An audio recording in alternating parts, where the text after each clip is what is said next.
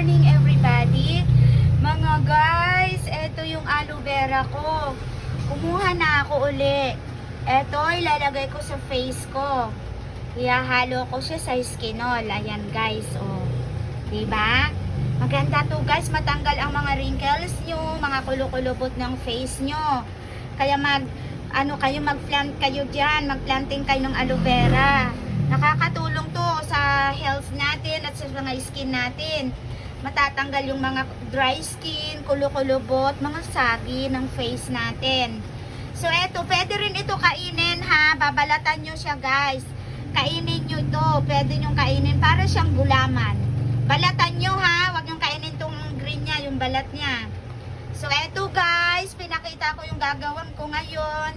At eto, naglalaba ako. Sa oras na to ay naglalaba ako. Eto, nag-washing na ako mga guys. Yan. Eto yung washing machine ko, laki-laki. Binili ng my love husband ko to. So eto, mga guys. Ito, naglinis-linis, nag-washing-washing. Tapos etong ginawa ko, kumuha ako nga ng aloe vera ko. Yan.